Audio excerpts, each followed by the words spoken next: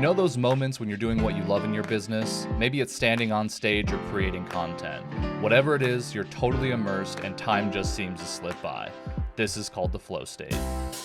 At Speaker Flow, we're obsessed with how to get you there more often. Each week, we're joined by a new expert where we share stories, strategies, and systems to help craft a business you love.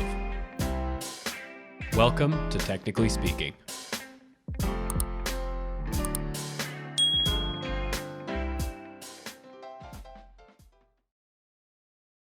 And we are live. Shep, the myth, the legend. We are so excited to have you here today, man. Thank you so much for joining us. Well, thank you. I love you guys. And I don't know about myth and legend. Legend implies old. Well, I guess I'm old. I don't know. Old compared to Right who? into it. Yeah. That's funny. One of the beautiful things about Technically Speaking is that we get to meet lots of new people, some that have large platforms and following, some that may not. Not every guest that we bring on, when we tell people like, oh, John Doe's coming on next week, do people like jump out of their seats? I've mentioned that you've been on our podcast schedule to a few folks over the last couple of weeks, and people get unbelievably excited about that fact. So well, I'm excited. It means a lot that you're here. So maybe they're picking up on my enthusiasm. So thanks for having me. Yeah, totally. Sure. So let's deliver the goods today. Let's deliver the goods. That's right. Well, I mean, so like let's just back up for a moment here. I mean, you've taken your customer experience, let's call it passion or obsession, whatever your preference is there, to insane heights. I mean, Hall of Famer, New York Times bestseller. I mean, the list just goes on and on and on. At what point in time in life did you decide that this was your calling to help people sort out? Great story there. And that was 40 years ago this year. I'm out of school for less than a year. Happy birthday. Well, thank you. Thank you. Yeah, it's a cool milestone to be in the speaking business for 40 years. My very first speech, I booked it in July or August, but it didn't happen. So I actually had three big clients that year. The first was Anheuser-Busch. The second was Enterprise Rent-A-Car, proving that you can mix drinking and driving, I guess. But there's no joke. And the third was General Motors. But we'll talk about them, because that, even though they booked me in 1983 to do a speech, it was my first gig with them was in 1984. But with Anheuser-Busch and Enterprise, it was July or August of that year, and my first speech came in September, and the second one came shortly after that. Even though Anheuser-Busch was the first contract, the first speech was for Enterprise. But I delivered my first customer service speech in 1983. I was less than a year out of college, as I mentioned, and I saw a couple of great motivational speakers, Zig Ziglar and Tom Hopkins. And I love these guys. And I said, we can also go back even further, that I could jokingly say my first paid presentation, getting up in front of people and doing a presentation, was when I was 12, when I was hired to do a birthday party magic show for about, 20 some odd screaming little 6-year-old kids. Hardest audience, by the way, I've ever had. I don't know if any of the most difficult audiences in the corporate world would match up to those little 6-year-olds, but I digress. So when I came home that night, my mom said to write a thank you note. And there's a whole story behind that evening, and I'll never forget it, because it was a Wednesday afternoon. It was before I did my homework. I had to write the thank you note. My dad at the dinner table that night said, great idea. Next week, call the parents, make sure they were happy with the show, and then ask them what tricks they liked. I go, okay. And if you do this enough times, you'll start to hear some of the same tricks mentioned. But you'll also notice certain tricks aren't mentioned, and you should get rid of those tricks and replace them with tricks they talk about, which is great advice for the stories that we tell in our speeches. If you're a musician, it's like, and you're doing a set or doing a concert, which songs do people remember and talk about the next day or later on? I mean, it's great advice for any type of business. It's if you're selling bicycles, which bicycles are selling and which ones aren't. You can tell because of inventory. And what we sell is kind of invisible. We've got it. By the way, I jokingly say this. Are you ready for this? This could get deleted. I don't know if you're going to include this or not. No. We got the explicit label, Okay. So we're safe. Whatever's coming next is good. Is like a person that sells themselves. Like as two guys are walking out of the house of ill repute. Okay. And one says to the other, what a business that they have. And he goes, what are you talking about? He says, they got it, they sell it, and they still got it. Yeah. It isn't that.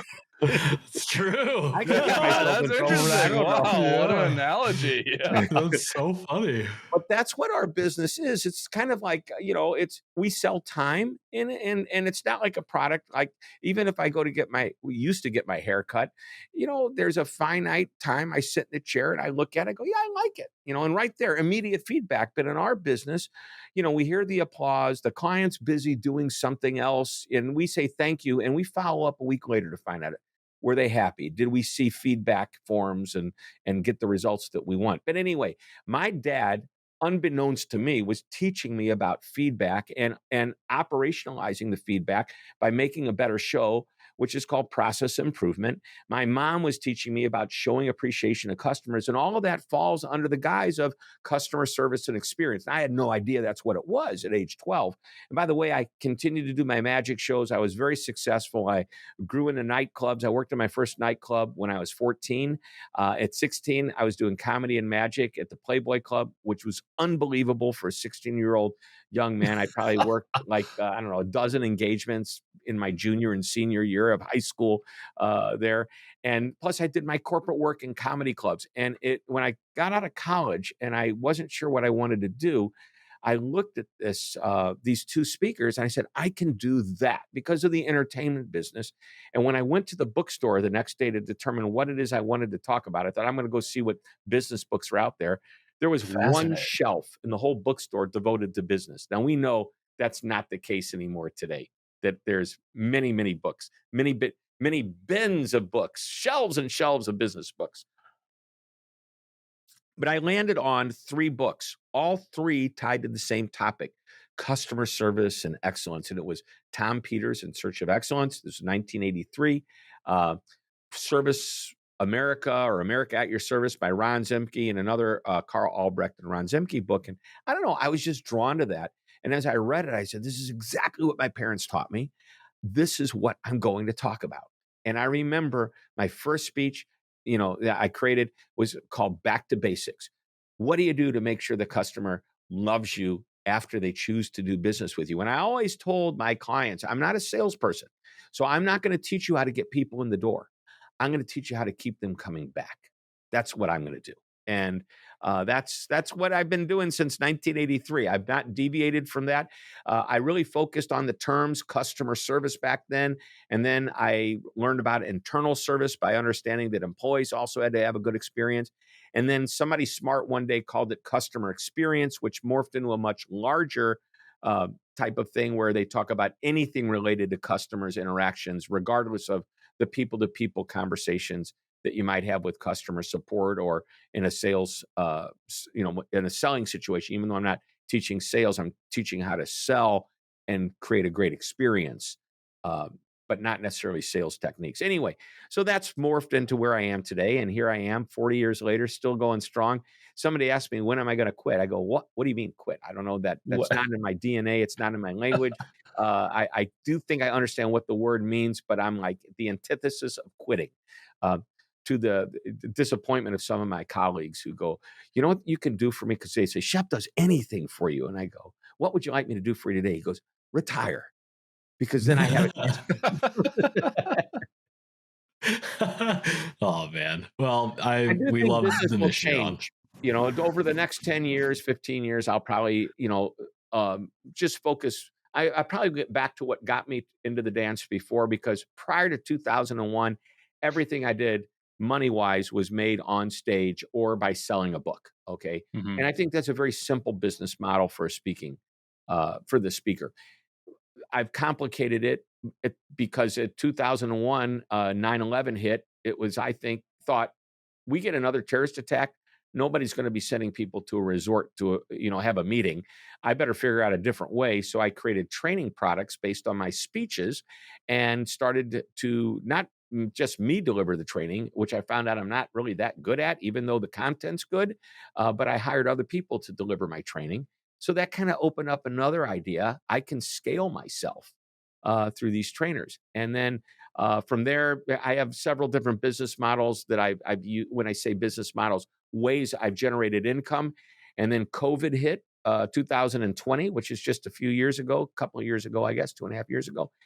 And that took everything I ever learned over the last 30 some odd years, and I put it into that year to figure out how to make money, except for the one thing I wasn't allowed to do anymore, which was travel, get up on a stage and talk to a bunch of people for about a year or so. And it turned out that 2020 turned out to be almost as good, if not even better than most other years that I've had. My best year was Wow. probably, 18, 19, somewhere around there. But um, that it just, how do we do it? Well, we just took a look at all the different ways we've ever made money and probably came up with a few more, all tied to the speaking business. I started creating more videos. I host podcasts for companies. I did my own podcast since 2014. Why not get paid to be a host on somebody else's podcast? I mean, if you're going to be sitting around and not on a stage, you might as well be figuring out a way to present something to somebody, even if it is virtual. Oh Yeah. man, isn't that the truth? So What I anyway, It's like that's a about funny this lot in a too is, short, you know, I don't know if well, that's a good answer or not. well, it's a great answer. Well, I think there's something, I don't know another word here except meta, a little behind the scenes maybe. But what was Mhm. interesting about what you've kind of outlined for us is 40 years to stick with one topic, master it, and deliver it in a ton of different formats. You've gone really deep. Like you've picked the niche and you just kept going down and down and down. This is going to continue happening over time. And I can imagine that wasn't always the easiest thing to do. Like, did you ever find yourself wondering if you should pivot, change direction? Like, were you ever enticed by those distractions that we often Hmm. hear in the industry? Because Wh- what it sounds Yeah, like is you've really gone deep over these last 40 years, and that's created this tremendous reputation that you have. And sometimes, as you know, we see that people change course and they all just restart, and we only get this deep as far as expertise goes because we're touching all these different things.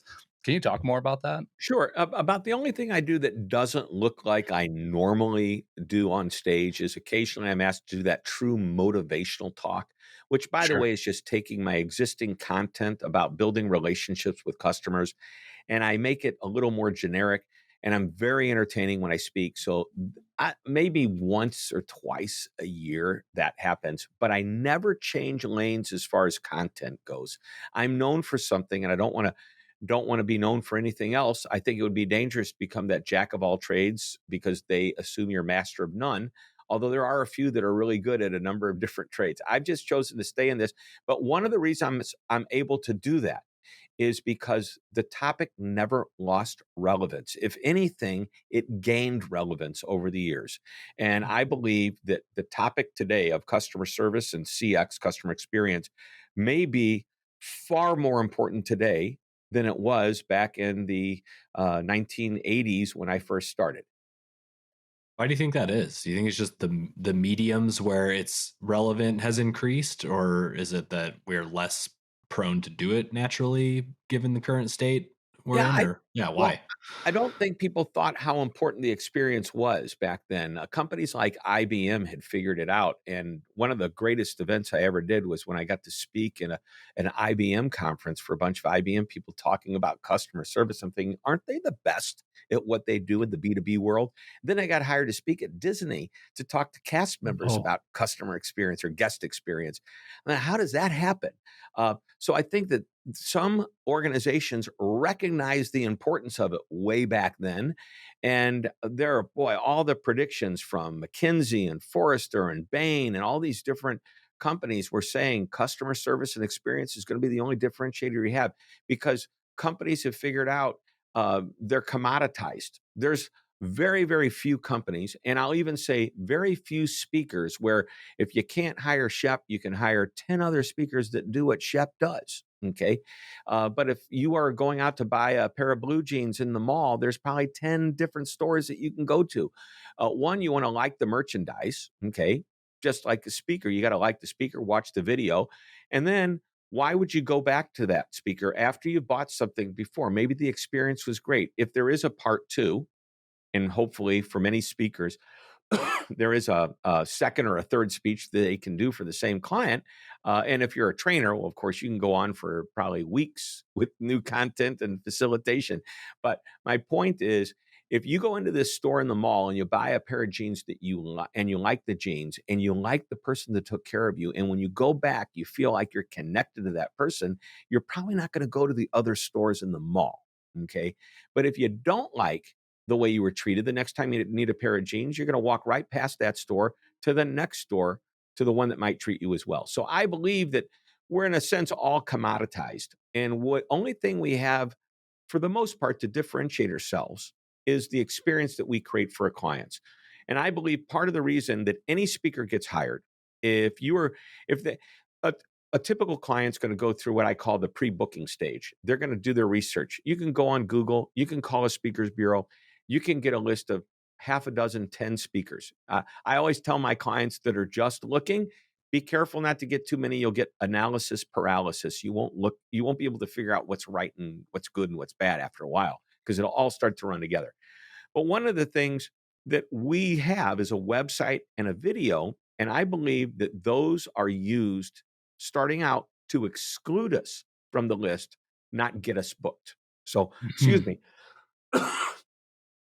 Got something in my throat. I'm so excited. I don't know what to say. I'm getting all so anyway, and what I mean by that is once if we get narrowed down to a group of 10 people, 12 people, they're going to look at the first 30 seconds, 60 seconds of our video and decide whether they want to put us in the A pile and the B pile. And the A pile is what they want to consider for later, and the B pile is delete, disappear in the trash can, whatever it is.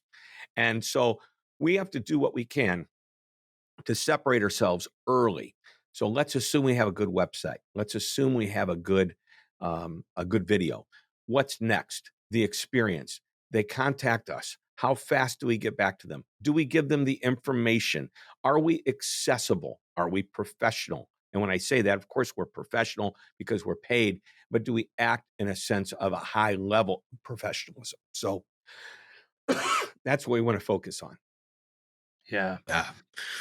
Well, I think that like what's so cool about this is well, for one, we're getting to see this from like behind the scenes because we know that you apply this to your own business. But I love this conversation because it's connected to the ultimate goal that so many people have for their business, which is to grow, to make more revenue.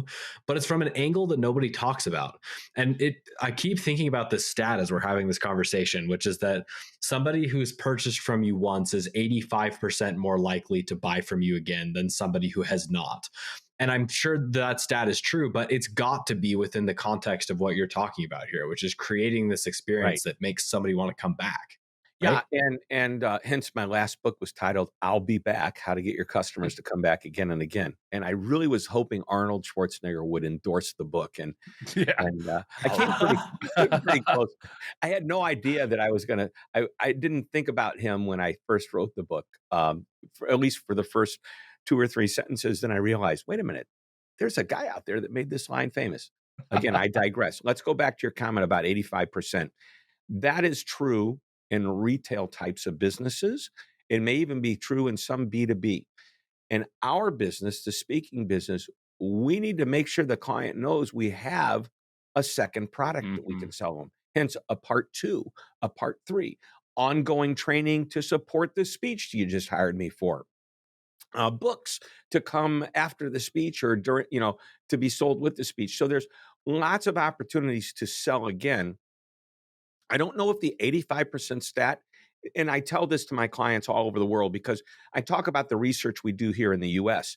And, this is, we love working with NSA people. Jason Dorsey, one of my favorite people in the world, helped me learn how to do research. And then eventually I got smart and switched to letting him actually help me do it.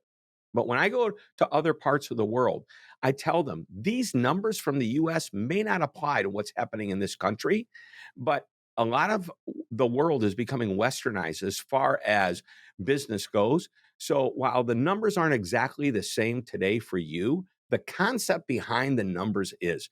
So 85% are easier to sell to a second time, may be true in general. Maybe it's 50% or 60% for us or 40%. It doesn't matter. Just know this. It is easier to sell the second time to the same customer than it is to bring in somebody brand new. You got to start all over. We got to build that engagement and trust and relationship and get them comfortable enough to want to say, let's do business together. And I got to tell you, as a meeting planner, if I'd be worried if I make a bad choice, it could be my job on the line. Mhm. I will never forget this client came up to me before I spoke and said, I sure hope you do a good job. I go, what are you worried about? He said, my job. Because if you Oh. fail, I get fired. I went, well, thanks for letting me know 10 minutes before I walk on the stage. No Yeah. pressure Oh, here. No, I really goodness. did. I said, you've got nothing to worry about. As professional speakers, many of us in NSA, I think, would agree with this that on a bad day, because we truly are professional and we're good at what we do, even on a bad day, we're pretty darn good. We may not hit grand slam home runs every time we get on stage, but as a professional speaker that cares about their craft and delivers and practices and makes a living at it, we're probably always going to get on base. We don't strike out. That's right. So true. One thing I'm kind of I've noticed this as we've kind of gone through the conversation here. Like you mentioned, like, the website and the video thing, and when they contact you, how fast are you to reply, and are you accessible, and are you guiding them through the process, and are you talking about the ways you can help them after the initial work that you do together to bring them back. It sounds like customer experience is more than just after the sale. It sounds like it starts at day zero. It does. It's, Is that right? 100%. We referred to it as at the beginning selling with service. So that's why I get in front of a lot of Mm, salespeople because I teach them how to create an experience, not how to use closing lines, right. to get people to move forward.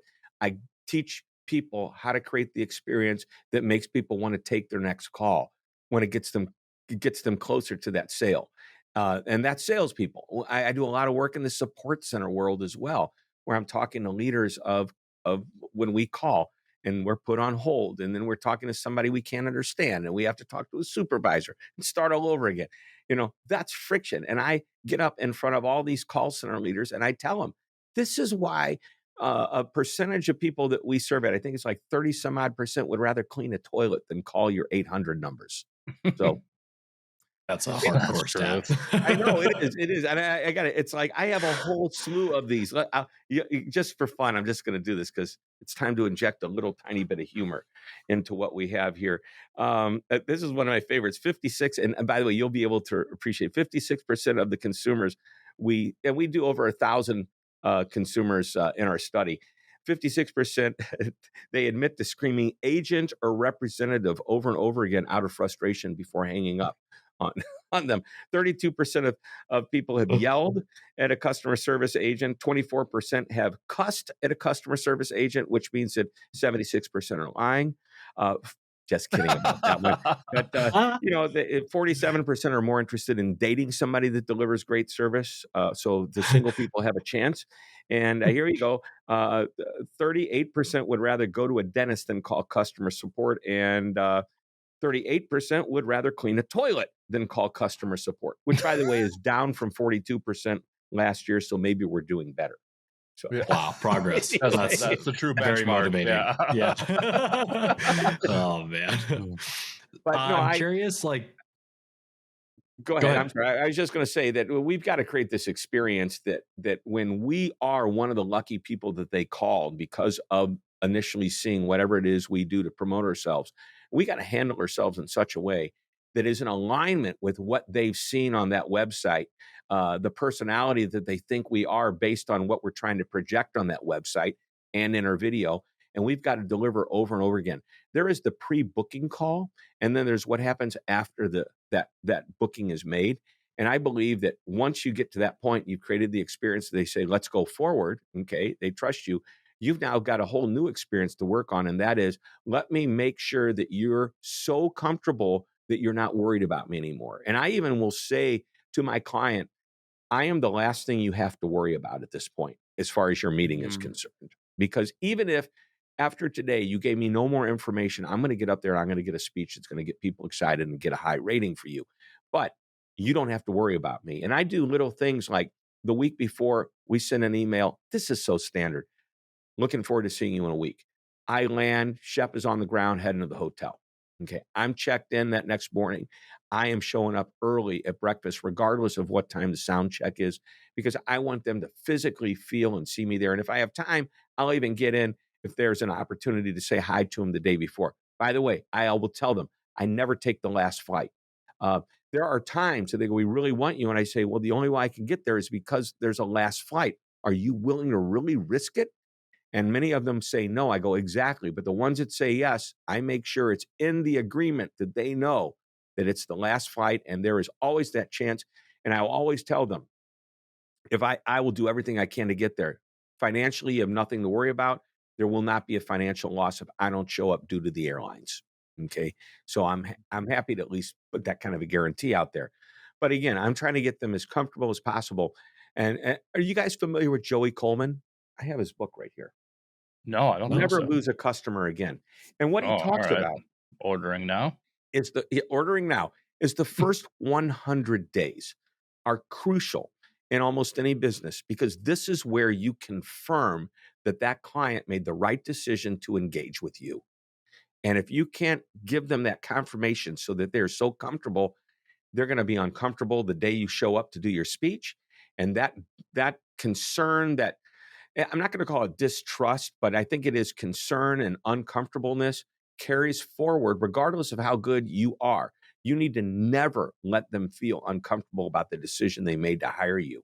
And that's what gets you close to that second booking. That's what makes that 85% number that Austin shared with us a few minutes ago relevant in our business. Yeah, It's that's so awesome. good. You've dropped so many little golden nuggets too. Like I hope people are starting to build an itemized list of all these little moments that like some you can just make somebody over the top happy, exceed their expectations, and put them at ease. And I see how these things line up. I'm curious to look at this from like the opposite perspective. These are things that people can do to improve the customer experience. What are some areas that or what are some ways that people tend to get in their own way as it relates to creating a great customer experience? Where do people fall down? Well, I think the biggest area is response time.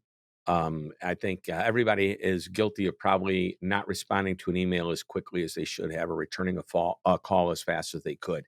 I think that's probably the biggest problem. In a different industry, but a related kind of question. I was doing some work for a major law firm, and it was their partners meeting. And anytime a law firm has approximately 500 partners, they're a very large law firm. And the guy, one of the executives said, "So what are you going to teach us today? What's the number one thing we need to do to deliver a better client experience?" I go, "You're going to laugh, but I think if you just return phone calls a little bit quicker, you'd make your clients happier." And the guy says, "That's what you're going to show us today?" I go, "Well, I'll talk about some other things as well." Before me, they had one of their top clients, millions of dollars a year in billable hours for this law firm. And somebody raised their hand and says, "Is there anything you could think of that would help make us give you a better experience?" And the guy says, "The one thing that drives me crazy is you guys don't call us back fast enough." And I looked over at the guy that was like questioning me, and he had this huge big look on his face. And then he said, "Okay, I lose, you win." And it wasn't about that, but it's like he was challenging me. I would say on several occasions, I will always ask, "Why did you choose the other speaker instead of me?" And I learn it's often nothing I did, it was just a choice. But when I ask, "Why did you choose me instead of the other speakers?" And they will tell me who else they've looked at often. And I hear this a number of times over the years. They don't respond quickly enough. And if they don't respond quickly enough, we wonder, how credible are they? Are they going to show up? We need that trust factor. And I think it's so important. If nothing else, recognize this, respond quickly. Jimmy John's has Freaky Fast. And that was one of my slides at a recent NSA conference when I was asked to speak about what I do in my business. One of the secrets is I respond Jimmy John fast, freaky fast. Heck yeah.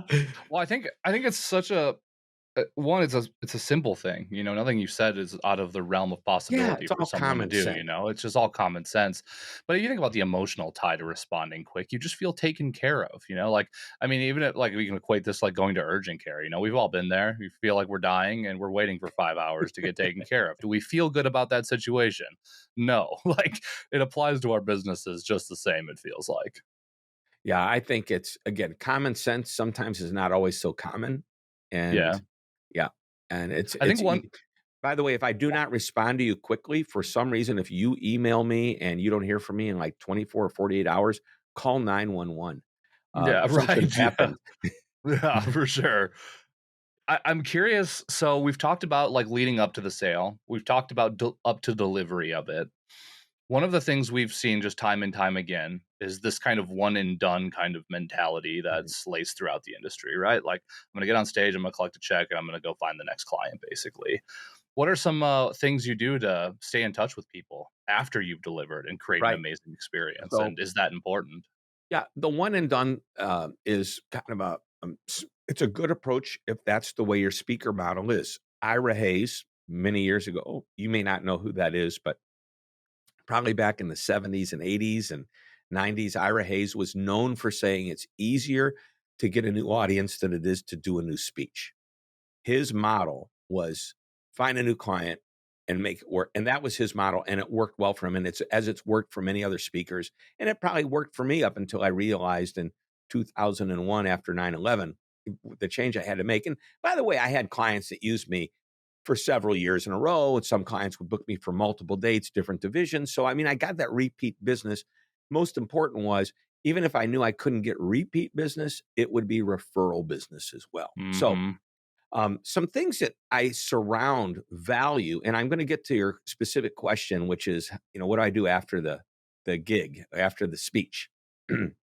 But I surround value in my speech. I feel that the pre-booking call has value to it because I take really good notes and I reflect back to the client what they told me. And I know, and I make it clear, I'm going to send you this short little summary and these are the things that I heard you say and I hope you book me because I understand this and you agree with me and we're in alignment, but if not, this is how you this is the information you gave me and that might be relevant for someone else to have, which is kind of nice. But once we get to where it's now the pre-speech call, there's a lot of value in me understanding what they do. And what I try to tell them is I'm going to give them a speech that ideally, and by the way, I think this should be any type of speaker unless you're straight up entertainment and no value from content is expected, you should tell them the tools that I want to share up there are tools that should be implemented. What I'd like to have after our speech is set up 2 weeks from now, or 2 weeks from the speech, excuse me, a call, ideally a Zoom call. And I'm going to tell you why. One, I want to hear your feedback. I want to get your feedback. Number two, I want to discuss the ideas on how to take it further. By the way, it's not a sales call. Everything I'm going to suggest to you does not cost you anything extra. It is how to use what I've done and what I've shared and make it work. So I will also allow us to record that call and you can start asking me questions about it and I'll edit that recording and give it to you so that you can hand it off to someone, or it could be a Q&A session that follows the speech that you can hand off and send to everybody that was in the audience.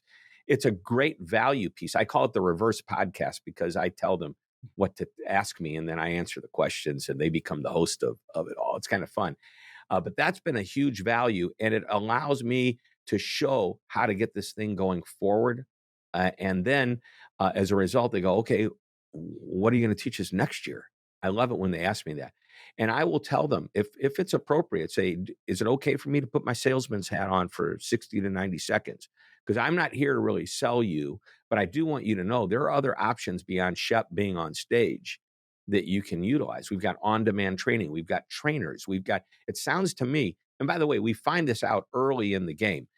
3 questions, or actually 2 questions I ask. I ask number one, what are the 3 outcomes that you want people to remember? The 3 ideas, the 3 messages related to customer service. You know what I do. You've watched my video. We've had this conversation.